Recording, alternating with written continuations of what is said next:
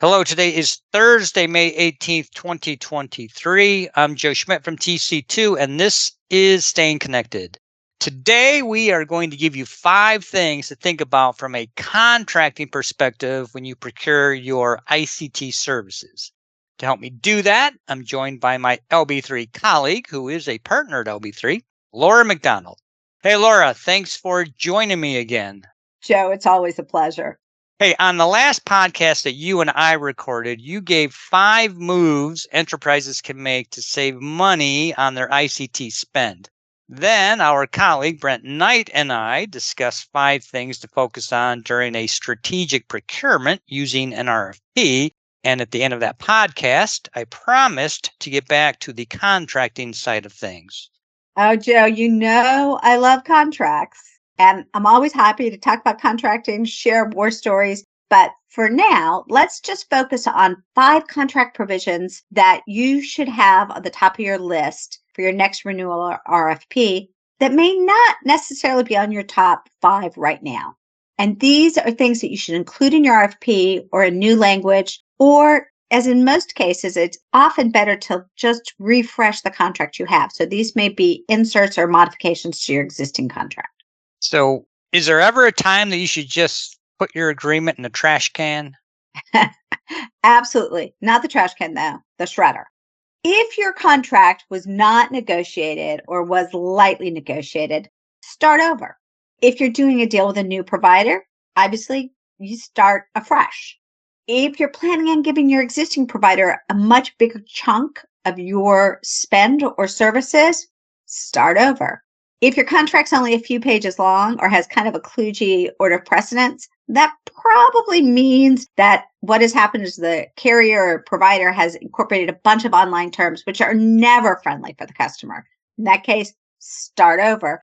There are other times to start over as well, like if you've amended your contract a gazillion times, or the vendor has snuck in terms and conditions through the amendment process that override what you've negotiated. If the vendor has gone through a lot of mergers and acquisitions, or worse yet, bankruptcy, it's time to throw out your contract, start over. Hey, those are great points. How about if you come back to discuss that with me in more detail later? Oh, you bet. So back to today's topic, the 5 points. If you have a contract that you really haven't spent much time refining in the last 4 to 5 years, which would be understandable given what we're just coming out of, it's time to get it out and start looking at your clauses. And do this before you issue your RFP or before you reach out to your provider so you can identify all of your pain points. And among those pain points, here are 5 things I want you to take an extra close look at. The first is your bill payment and your reporting provisions. The second, network security and confidentiality. Third, limits of liability. I know it's an eye roll, but it's important. Fourth is treatment of commitments. And 5th are transition period rights. That bill payments term, it's an interesting one. I've had more than one client say that they're not a bank, so they want better than the standard billing terms offered by the vendors. Oh boy, all enterprise should want better than the standard terms. The standard terms have been traditionally 30 days from the invoice date, which is often 2 weeks before you actually get the invoice. And there's lots of bad stuff rolled into that. The good news is this is an area where we've seen a little bit of a pendulum swing. And dare I say it, the vendors have gotten a little more reasonable on it. We have seen 60 to 90-day payment terms. We have seen more reasonable provisions with regard to how you pay your bills and what happens if you need a grace period. But you have to ask for these because we've also seen some really weird billing and payment requirements. Again, the standard is often the 30 days from invoice date. And a really big thing you have to watch for are carriers and providers' attempts to limit how much time you have to dispute their bills. And their bills can be thousands of pages long. You mentioned reporting. Is that critical? It seems like these days it's increasingly self-service through the vendors' portals, which I'll say have improved over the years. Well, probably you and your colleagues at TC2 could write a book about the importance of getting good reports. And you're absolutely right. The vendors are pushing the self-serve module, and that's not a bad thing. But the days that your team of account reps pulling the information from you, those are gone. So you need to make sure that you know what you need, how you get it, how you manipulate the information to get it, being able to understand it. So those are critical things you should be looking at. You also need to include in your contract the exact type of report so that they don't change. Again, how you get it, how the information is saved. Make sure you have rights to share them with the TEM if you're using a TEM or outside assistance on paying and evaluating your bills. And make sure that all of this is written into your contract so you don't find yourself not getting something or paying for something you really should get for free. Okay, what about tip number 2, security and confidentiality? Yeah, this is a big one. It's critical in today's world. You have to go back and revisit your network security and confidentiality clauses. Too often, they were lightly reviewed on the theory that the vendors really didn't have a lot of access to your information. But today, vendors have more and more access or potential access to your information and your client's information. And you don't want that to fall into the wrong hands. Frankly, vendors are reluctant to share detailed disaster recovery plans or security structures, which I get because they're secure in part because they're unknown. But at a minimum, you should outline and put in your contract what vendors have access to, what is your confidential information, the requirement that the vendors reach at least the highest industry standard for security, that they provide audit and certifications to back up that requirement. And you need to make sure that your contract is in compliance with a growing number of state and federal laws in this area. Just in the last couple of years, California, Colorado, Utah, Connecticut, Virginia, a couple others have passed laws, and many are in play, that affect the use of data and your client's data. And of course, many folks have regulatory obligations on them because of the industry they're in. And the other thing is, if your data is being transported outside of the US or from, like, let's say, outside of the EU, you have obligations that you need to meet. And there's a good chance, particularly if you have an older contract, that it doesn't meet the requirements. It doesn't give you the protection that you need. So this is something you really want to pay attention to. Yeah, that's clearly an important point. So I see that you mentioned another lawyer favorite here, Laura, limitations of liability. What exactly is a limit of liability? Good question. In the law, most contracts have limits on what a party can recover if there are damages resulting from the other party's actions or inappropriate inactions. And the whole idea behind this is to take out some of the uncertainty and risk, to say, if something goes wrong, the most you're going to be liable is X. I get it. Kind of puts bumper rails, so to say.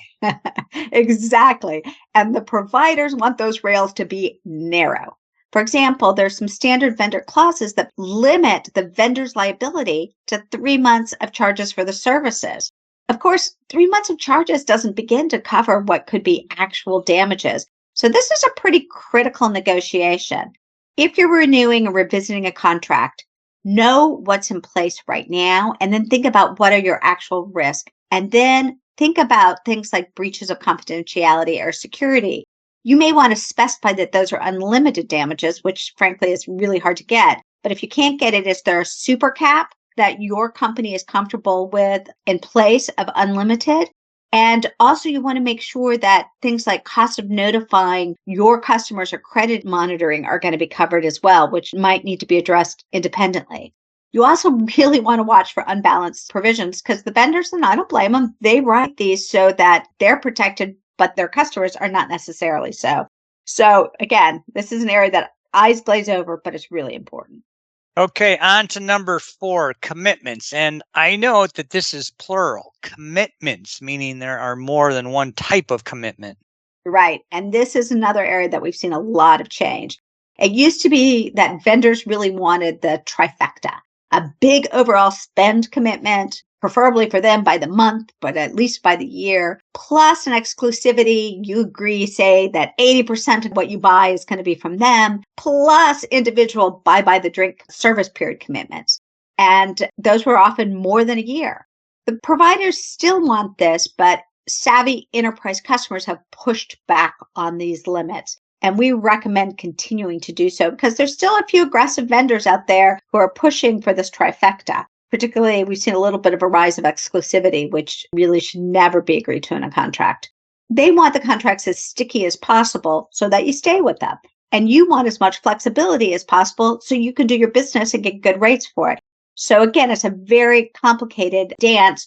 Look at your current commitments to know what they look like, because that's going to affect what you want and what you're willing to do going forward. It's going to affect your timing and your leverage. And you want to make sure your new contract preserves as much flexibility as possible. I've said this on previous podcasts. If you think that you have a no commitment deal, you need to look closely because there is almost certainly some type of commitment in your deal. And if you don't see it, maybe you should hire Laura because, as she said, she loves contracts and knows where to look. Always happy to help. Okay, on to the fifth and the last tip, at least for today, migration or transition periods. To have that flexibility we just talked about and the ability you need to move to replacement services, whether it's from the same provider or a different one, you have to determine in advance what happens when you get to the end of your term and what happens when you get to the end of a particular commitment period.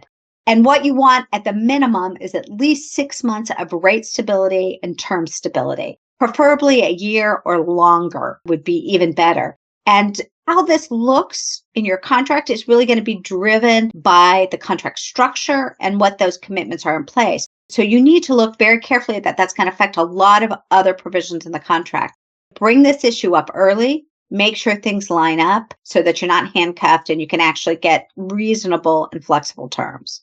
All right, good stuff. Thank you, Laura. Now, what we covered here are just a few of the many provisions and requirements that you need to consider when contracting for ICT.